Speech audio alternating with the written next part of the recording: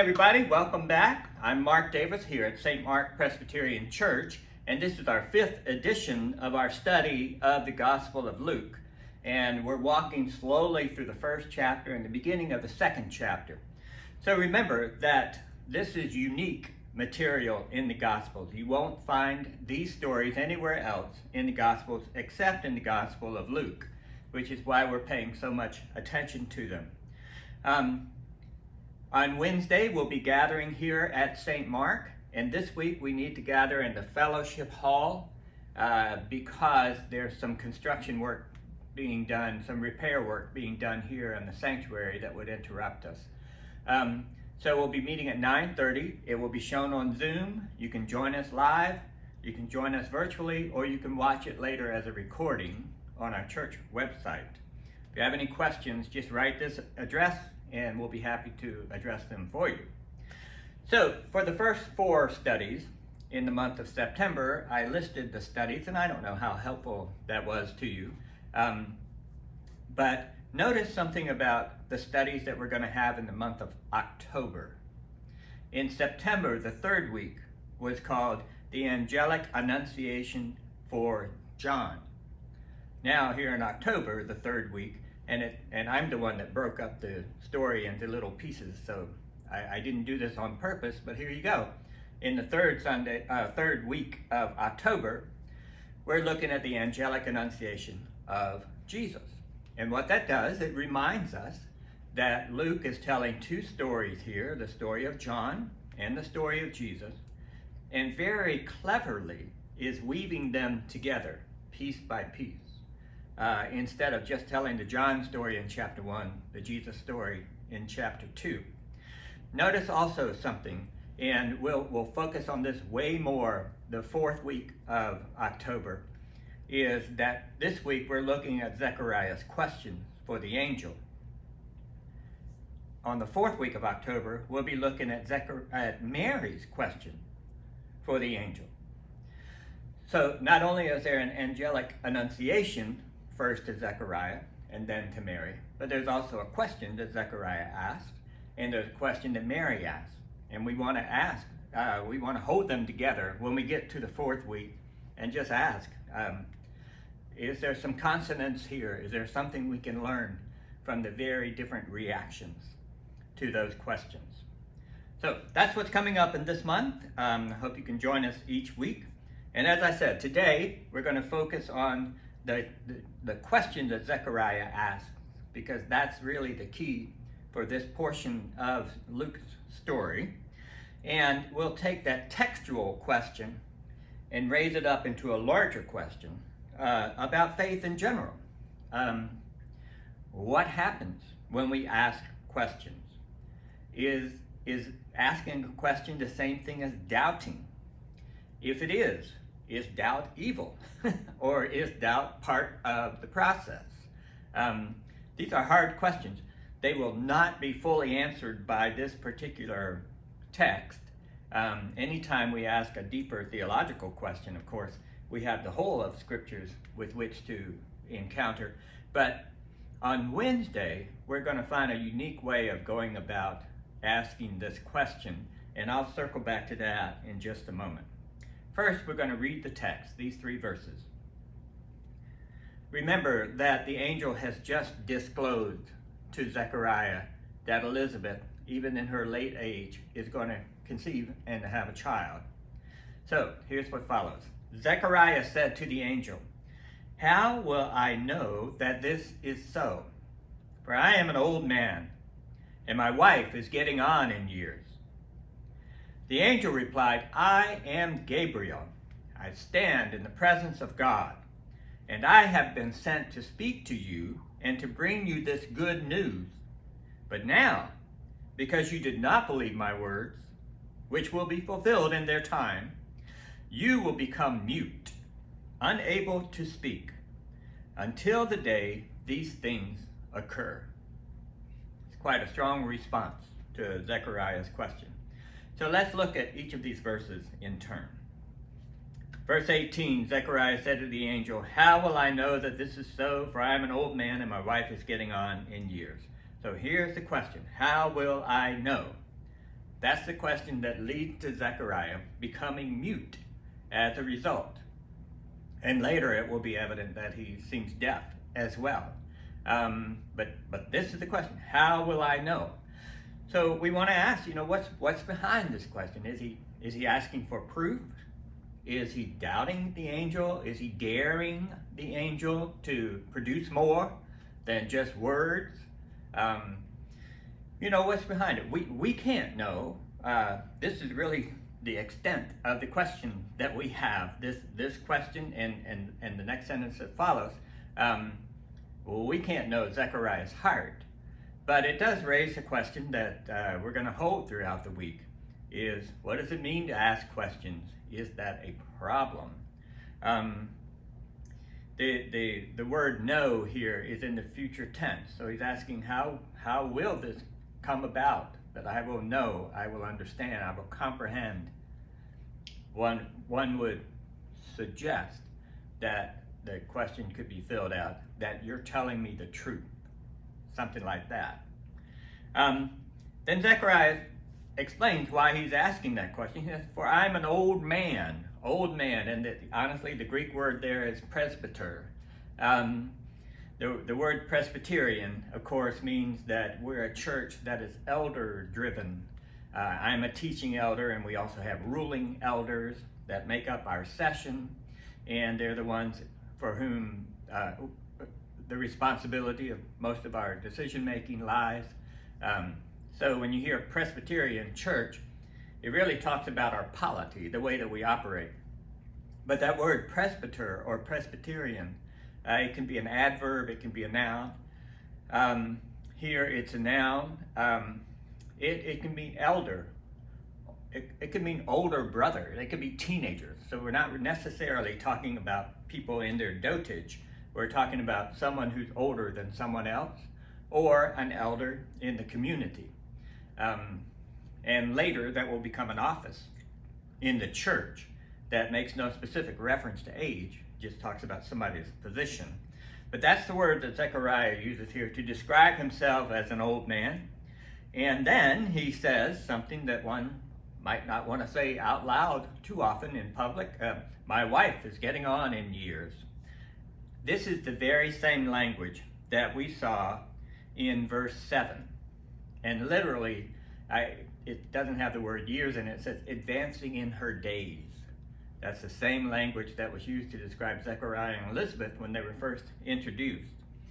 And that's important because this is a reminder. This phrase right here is a reminder to us that in the telling of this story, Luke seems to be very deliberately invoking the memory of Abraham and Sarah, but each of whom over and over again in their story, the emphasis is made that they're getting on in years, that they're older.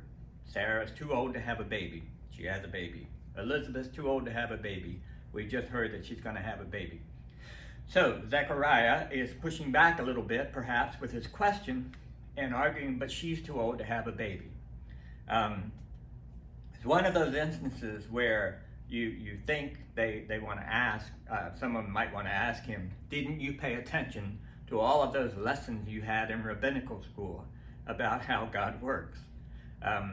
So here, this language, twice we've heard it now, of getting on in years, I think is very intentional to invoke a parallel echo story of Abraham and Sarah.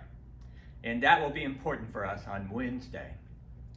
And then, so the question for us as readers of this text is a question a form of doubt? Or is a question an invitation for deeper understanding? Are those the same things?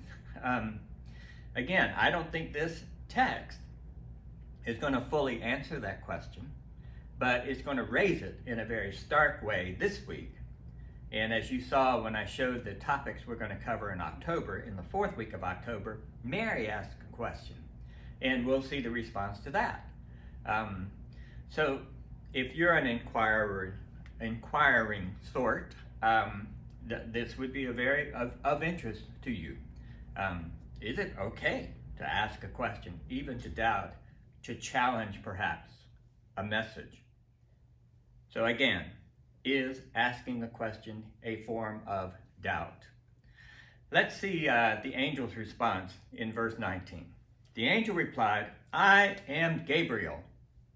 I stand in the presence of, and I want you to know that could be translated, I stand before God, and I have been sent to speak to you and to bring you this good news. There's a lot in this verse, and let's just take it apart a little bit. First of all, Gabriel is a rather significant name in Hebrew. Anyway, it would mean something like a strong man of God. Anytime you see a name that has the EL involved in it, either at the beginning or the end, that's a reference to God. Elohim, one of the earliest words for God in Hebrew. So, as we understand it, the name Gabriel means strong man of God. And so the question is, where did Gabriel come from? When Luke is writing this gospel, and he's studying everything closely in order to give an orderly, sequential account of all the things that have taken place, does he learn from those studies who Gabriel is? Or does God just inspire him with the sense that there was an angel and the angel's name was Gabriel? Is he drawing on a tradition? Well, Gabriel actually is mentioned in Scripture. This story and the visit to Mary are the only two times that Gabriel is mentioned by name in the New Testament. But Gabriel is mentioned in the Old Testament, particularly in the book of Daniel. And if you've heard my lessons before, you know that I am of the opinion that the second half of Daniel is very late material, probably written within a century and a half, 2 centuries before the birth of Christ, much later than much of the Old Testament. And Gabriel is mentioned in Daniel. First in chapter 8, it says, verses 15 through 17. When I, Daniel, had seen the vision, I tried to understand it. Then someone appeared standing before me, having the appearance of a man, and I heard a human voice by the Eli calling, Gabriel, help this man understand the vision. So he came near where I stood, and when he came, I became frightened and fell prostrate. But he said to me, understand, O mortal, that the vision is for the time of the end. And then it goes on to talk about that particular vision. But this is Gabriel's role here, is he appears, the Eli or Uli, it's a plural form of some voiced group in this story that we don't really know much about. They ask Gabriel to help Daniel understand a vision. This is one of the differences between the second half of Daniel and the first half. In the first half of Daniel, it's Daniel who hears the visions and understands them. Daniel can even tell the king what his vision was and then interpret it for him. So in that first half of Daniel, he is established as a vision reader, a dream reader, and an interpreter. In the second half of Daniel, his personality is very, very different. And he has visions, and he can't understand them. So in this text, these Eli, they invite Gabriel to show up, who has the form of a man. Doesn't say it's an angel here, just someone who has the form of a man, who is able to interpret the dream or the vision for Daniel. And then in the 9th chapter, it's mentioned, Gabriel is mentioned again. Daniel writes, while I was speaking and was praying and confessing my sin and the sins of the people of Israel, and presenting my supplication before the Lord my God on behalf of the holy mountain of my God, while I was speaking in prayer, the man, Gabriel, whom I had seen before in a vision, came to me in swift flight at the time of the evening sacrifice. He came and said to me, Daniel, I have now come out to give you wisdom and understanding. At the beginning of your supplications, a word went out, and I have come to declare it, for you are greatly beloved. So consider the word and understand the vision. That's an interesting thing, right? Gabriel's identified not just like looking like a man, but the man Gabriel. That might be a translation issue. My Hebrew is not very good, so I can't tell you much about that. He says, I came in swift flight, which might be why we think of angels not just appearing in the sky, but having wings and flying and so forth. We're kind of merging them with some of the descriptions of other winged creatures that we read in the scriptures. He comes to give wisdom and understanding. He comes to interpret words. And so at the beginning of your supplications, a word went out, and I have come to declare it. That's what Gabriel is doing in our story as well. I am Gabriel. I am sent to speak to you and to bring to you this good word. So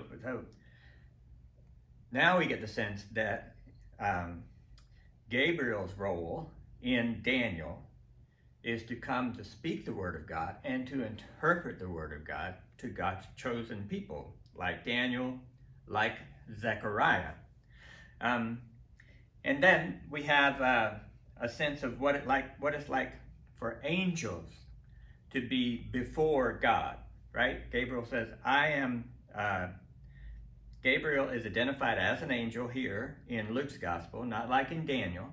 And he says, I stand in the presence of or before God.